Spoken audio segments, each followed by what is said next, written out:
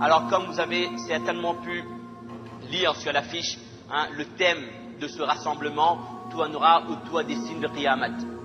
Ce séminaire sera plutôt axé vers quelque chose qui nous concerne tous, parce que c'est un thème que nous vivons jour et nuit, que nous vivons de plus en plus, et plus nous approcherons du Qiyamah, plus le temps va passer, plus nous aurons l'occasion de voir ces choses-là.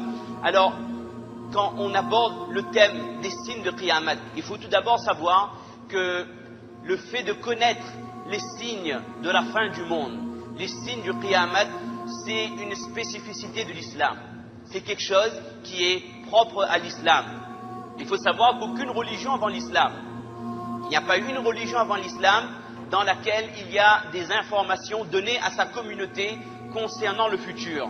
Si on analyse les textes de la Taurat, de la Injil, autrement dit de la Bible, de la Torah ou d'autres livres encore, on se rendra compte que ces livres sont certainement riches en histoire du passé, description du début de la création, mais concernant le futur, l'islam est la seule religion qui a enseigné aux hommes le futur. Notre prophète sallallahu alayhi wa sallam est le seul prophète à avoir raconté aux Sahaba comment sera notre futur. Ce que Allah Azza wa Jal a enseigné à notre prophète concernant le futur, concernant la fin du monde, c'est quelque chose d'exceptionnel. Et c'est une des raisons de plus d'être fiers de notre religion. Nous devons être fiers d'être musulmans, être fiers d'avoir ce prophète qui était le meilleur des prophètes, être fiers d'avoir ce Coran dans lequel il y a les informations liées au passé, au présent et au futur. Nous sommes fiers d'être des musulmans car ce que Allah nous a donné comme connaissance, c'est une religion parfaite. Si nous savons le mettre en pratique, nous aurons énormément de bienfaits tant dans ce monde que dans l'au-delà. Il faut être conscient également que connaître les signes de Qiyamah, ce n'est pas quelque chose de futile, ce n'est pas quelque chose d'accessoire. Je dirais que c'est quelque chose d'essentiel, d'impératif, surtout à notre époque. Il faut savoir que plus nous avançons dans le temps, comme on a dit en introduction, plus on avance dans le temps, plus la fin du monde est proche. Et par logique, plus la fin du monde est proche, plus nous allons voir des signes qui sont des signes donc intrinsèques et liés directement au qiyam as-sa'a, à la fin du monde. Et si nous connaissons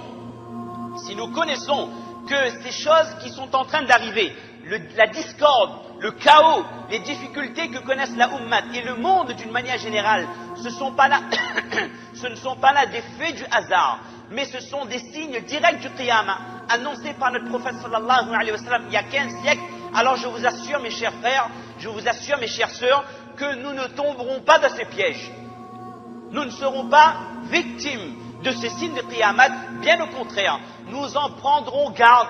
Nous saurons les précautions à prendre par rapport à ce que notre prophète nous a déjà enseigné, et notre iman augmentera au fur et à mesure que nous allons voir ces fitnas. Nous allons dire que véritablement c'est exactement ce que notre prophète nous avait enseigné il y a 1500 années de cela. Tandis que dans notre cas de figure, une personne qui n'a strictement aucune notion sur la fin du monde, alors elle risque fortement de tomber, voire même de plonger tête première dans toutes les fitnas concernant les femmes, concernant la drogue, concernant l'alcool, concernant les changements qu'il y aura dans les sociétés. Ces personnes qui ne connaissent pas que ce sont là des signes de Qiyamah risquent de succomber à tous ces signes de Qiyamah, à toutes ces décadences qu'il y aura avant la fin des temps. Il faut savoir également, troisième point, que connaître les signes de Qiyamah.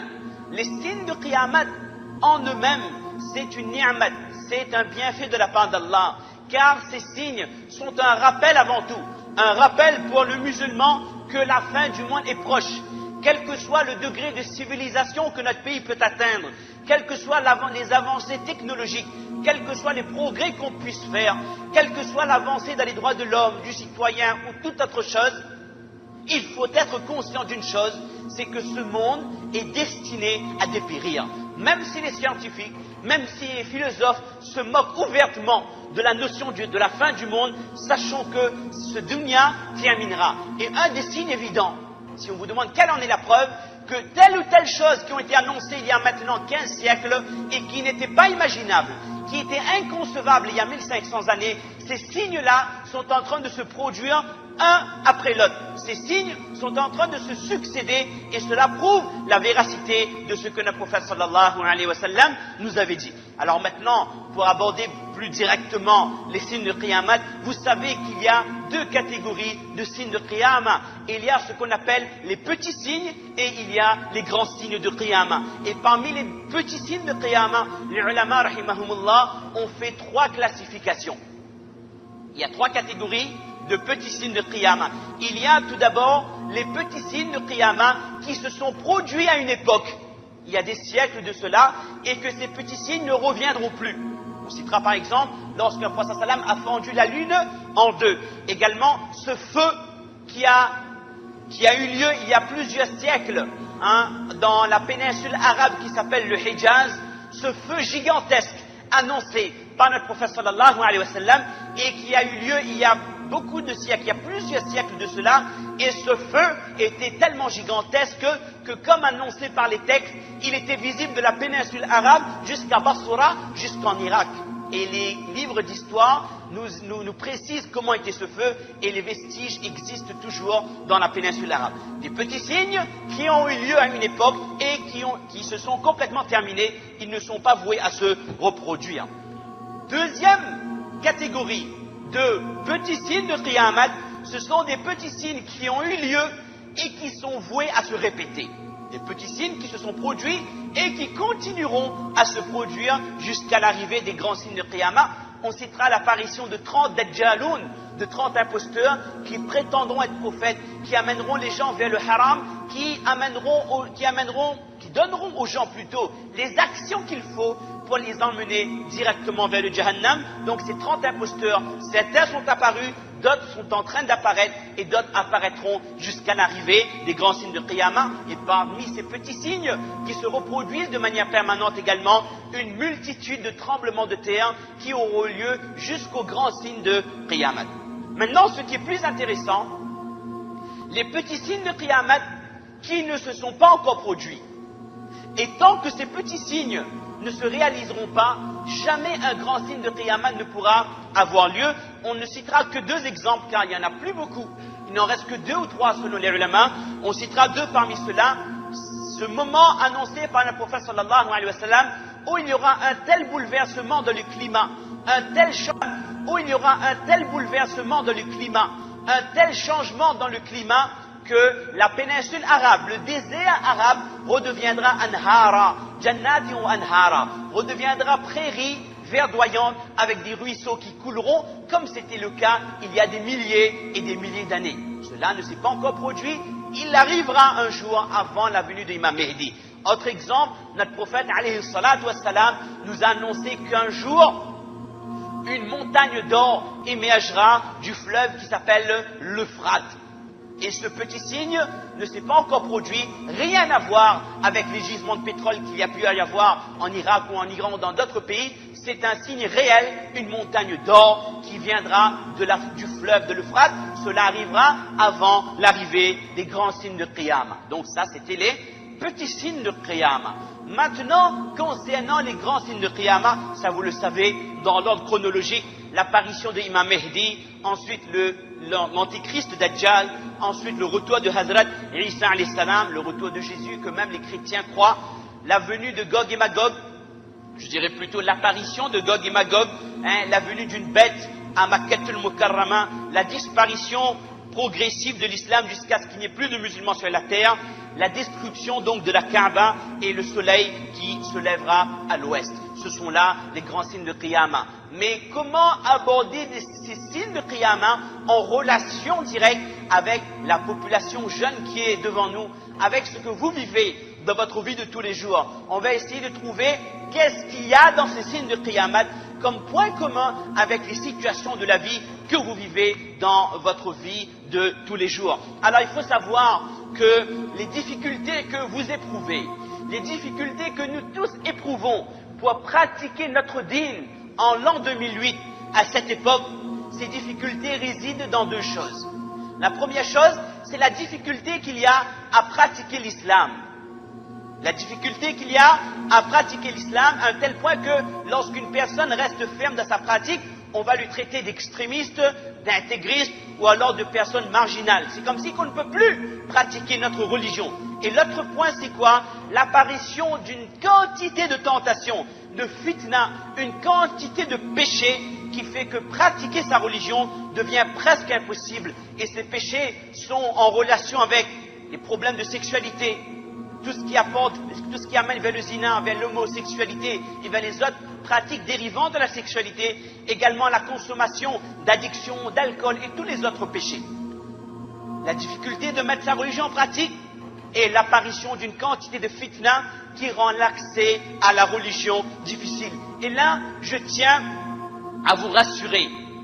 Sachez que cette difficulté que nous éprouvons parfois à pratiquer notre dîn ne vient pas uniquement de notre faiblesse. Il ne faut pas trop marteler les gens et dire que nous sommes faibles, notre iman est faible. C'est un concours de circonstances prévu par Allah subhanahu wa ta'ala. Allah ta'ala avait prévu qu'à une époque viendra où pratiquer sa religion sera ralenti par ces fitnas, par ces péchés qui vont submerger notre vie. C'est là une chose prévue par Allah Ta'ala. Et premier point donc, la difficulté que nous avons pour pratiquer notre religion. Notre prophète sallam a annoncé que viendra une époque où pratiquer sa religion sera aussi difficile que de prendre une braise dans sa main. Et notre prophète sallam a dit que cette religion a commencé, elle était étrange et elle retournera étrange. Celui qui voudra pratiquer son islam sera perçu comme quelqu'un de marginal. Et vous êtes tous conscients que nous vivons entièrement cette époque où rester ferme dans l'islam est quelque chose de très difficile. Et la difficulté sera où? Elle sera dans le fait que nous serons atteints de nos bases. Les choses qui font normalement la force de notre religion connaîtront un ralentissement, voire une disparition. Je citerai premièrement la connaissance religieuse. Vous savez que la connaissance religieuse fait décoller la foi de quelqu'un. Mais à la fin des temps, notre prophète sallallahu alayhi wa sallam a annoncé que les ulama mourront en quantité. Et donc la connaissance disparaîtra de cette manière. Et même si l'imprimerie aura atteint un niveau jamais atteint par l'impression des livres ou la multiplication de la science religieuse par des moyens techniques modernes comme nous avons avec les clés USB, les sites internet, la science sera présente, mais la pratique sera totalement absente. Nous ne pourrons pas retourner vers la science religieuse pour rester accrochés au dîn. Et également le Coran. Il y aura beaucoup de personnes qui maîtriseront le Coran, mais il n'y aura plus de pratique. Également, la da'wa ilallah, qui fait partie des signes de cette ummah, des spécificités de cette ummah, viendra une époque où les gens n'inviteront plus vers le bien et n'interdiront plus le mal. Et nous vivons cette époque. Vous me rejoindrez lorsqu'on citera cet artiste qui dit chacun sa vie, chacun son destin, passe le mot à ton voisin, il est dans le droit chemin, tant mieux pour lui, il est dans le péché, chacun sa vie, chacun son destin, je n'interviens pas dans sa vie. Et ce qu'il faut savoir, c'est que malgré la difficulté que nous avons à pratiquer notre dîn, Allah subhanahu wa ta'ala a promis une récompense immense, une récompense énorme, inégalée, comme personne n'a jamais eu dans l'histoire de l'islam pour cette communauté qui vivra toutes ces fitnas et les autres qu'on va citer dans un instant, mais qui malgré cela restera accroché à son dîn. Et notre prophète alayhi salatu wassalam a dit Touba lil ghuraba, bonne nouvelle à ces gens étranges. Et ces gens étranges ont été commentés par ces personnes qui, dans ces moments de difficulté, resteront accrochés au Coran et resteront accrochés à la sunna du prophète sallallahu alayhi wa sallam. Et là, je vous pose la question, est-ce qu'un jeune qui va au lycée, qui fréquente les filles, qui n'a pas le choix, qui voit ses amis consommer de l'alcool, qui voit ses amis aller en boîte le samedi soir et avoir recours aux drogues douces ou dures ou moyennes comme vous voulez, mais qui malgré cela pratique son dîn, reste ferme dans ses 5 salats, respecte ses parents, garde son iman, est-ce que ce jeune homme est comparable à quelqu'un qui a vécu il y a 1000 ans et qui n'a pas connu ce fitna? Assurément non. Ce que vous allez avoir comme récompense auprès d'Allah dans ce dunya, dans votre tombe et le jour de la résurrection, si vous restez, si vous vivez ces difficultés, mais malgré cela, vous restez accroché à votre dîn, c'est immense. Et le prophète sallallahu alayhi wa sallam a dit aux sahaba que ces gens-là, ils auront une récompense égale à 50 d'entre vous. Les Sahaba, ils n'ont pas compris du haut prophète d'Allah, ils ont cru que le prophète se trompait. Du haut prophète d'Allah, ils auront la récompense de 50, c'est-à-dire d'entre eux. Le prophète a dit non, ils auront la récompense de 50 parmi les Sahaba. Il l'a répété 3 fois et dans certaines versions, il l'a répété 4 fois. Nous n'aurons pas un degré supérieur aux Sahaba, mais en termes quantitatifs, les récompenses seront énormes parce que nous vivons des difficultés que personne n'a vécues avant nous. Et maintenant, l'autre face, l'autre chose qui ralentit notre pratique à la religion, plutôt que de rester à l'extérieur, on ne va manger personne, je vous assure, Dajjal n'est pas là, donc entrez en toute confiance, vous serez plus proche de la rahmat d'Allah, plutôt que de rester à l'extérieur. Alors l'autre difficulté, et c'est là où vous allez me dire si je fais un tableau trop noir, si je suis pessimiste, si je me trompe, des difficultés par rapport au fait que les péchés sont ouverts, sont âmes. Concernant les fitnas avec les femmes, déjà à l'époque, le prophète sallam a dit que la plus grande difficulté pour sa communauté, la plus grande source de péché, c'est les femmes. C'est l'approche du zina, de l'adultère. Et le prophète sallam a dit que viendra une époque où les femmes sortiront presque nues, où leur beauté sera ouverte à tout le monde. Cela était inconcevable et inimaginable à l'époque du prophète sallam, à l'époque des Sahaba. Mais je vous demande, est-ce que nous vivons pas exactement cette époque où lorsque vous sortez, il y a tout ce qu'il faut, ou plutôt tout ce qu'il ne faut pas. D'accord? Jamais les tailles n'ont été aussi basses. Les jeans taille basse, jamais ça a été aussi bas. Et je me demande même si c'est la bonne solution que de baisser le regard. Plus vous baissez le regard, plus vous voyez ces jeans qui descendent de plus en plus bas. Et jamais est arrivée une époque en 20 siècles où décolletés n'auront été aussi décolletés. Donc, le fitna lié aux femmes, l'attirance qu'il y a il y a 10 siècles pour avoir une aventure amoureuse avec une femme, il fallait préparer un poème. De nos jours, qui peut combiner 2 vers? Personne, d'accord? Maintenant, vous claquez des doigts à la boîte de nuit ou dans le coin de rue, un signe, un SMS, un MSN ou autre fitna, et vous avez une fille disponible à n'importe quel moment. Ces fitnas sont à notre portée. Et là également, notre prophète sallallahu alayhi wa sallam a dit que celui qui, dans ces époques difficiles, saura s'éloigner, saura se préserver du zina, sachez que la récompense, elle est inconcevable. Vous ne pouvez pas imaginer. Celui qui arrive à contrôler son regard, Allah lui donnera un iman qui le fera trouver la douceur des bonnes actions, une lumière sur son visage, une lumière dans son regard. Les fitnas existent, mais la solution également existe et elle est amplement abordable puisque notre prophète nous a annoncé que celui qui à cette époque restera quand même accroché à son dîn, elle aura la récompense de 50 parmi les Sahaba. Certains fitna à notre époque, certains péchés sont en relation avec la consommation d'alcool et d'autres addictions, comprenez zamal, drogue, cocaïne ou autre chose. Et notre prophète a annoncé que parmi les signes de la fin du monde, la consommation de ce genre de produits qui altère la logique, qui altère l'esprit. Donc, yushrabul khamr, viendra une époque où l'alcool sera consommé dans les majlis, dans les assemblées, donc en quantité. Et le prophète m'a dit que viendra une époque, pour rejoindre ces 2 fitnas, où il suffira qu'une femme passe devant un groupe d'hommes et qu'un homme fasse un signe, il se met debout et il pourra avoir une aventure avec cette femme et faire le zina avec cette femme. Chose inimaginable il y a 15 siècles. Dites-moi, est-ce qu'on ne le vit pas? Aujourd'hui, il n'y a même pas besoin de voir la femme. En un clic, en un message envoyé, en une conversation sur MSN, vous pouvez rencontrer, pas virtuellement, mais réellement une femme et peut-être moyennant monnaie ou autre chose, mais avoir la possibilité de faire le zina. Donc, cette époque, nous le vivons entièrement. Si le siècle dernier, ce fitna n'existait pas, mais cette époque, personne ne pourra le nier, nous le vivons pleinement. Et là, notre prophète sallam a dit, et je tiens à citer le texte du hadith, celui qu'à cette époque où il y aura le zina, où l'alcool sera consommé et les autres addictions qui sont haram, celui qui, malgré cela, reste accroché à son iman, ordonne le bien, interdit le mal, le prophète a dit, celui-là aura la récompense, ajru khamsina mimman sahibani, il aura la récompense de 50 parmi ceux qui ont vécu avec moi, qui ont eu foi en moi.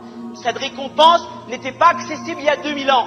ni il y a 1000 ans, ni il y a 1500, ni il y a 500 années, pardon. Cette récompense, elle est pour vous. Parce qu'en 1800, il n'y avait pas tout ça. Parce qu'en 1900, il n'y avait pas tout ça.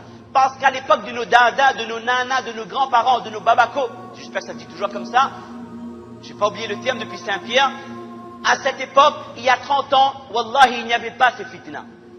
Nous le vivons, et celui qui s'en sort, comme quelqu'un va témoigner, je m'en suis sorti, celui qui s'en sort, sa récompense sera exceptionnelle. Il y a d'autres fitnas aussi annoncées par le prophète sallam qui n'étaient pas imaginables.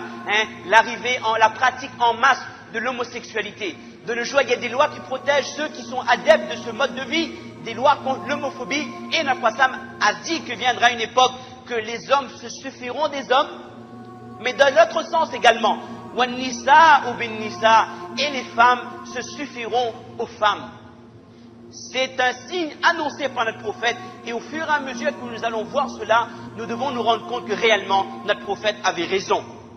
Et comprenons bien, mes chers frères et mes chères sœurs, qu'il y a quelque chose d'énorme qui repose sur vos épaules. Si vous restez ferme à votre dîne, si vous ne succombez pas à ces tentations, malgré le degré de fitna, sachez que votre récompense, comme on a dit, elle sera exceptionnelle. Et à toutes les époques,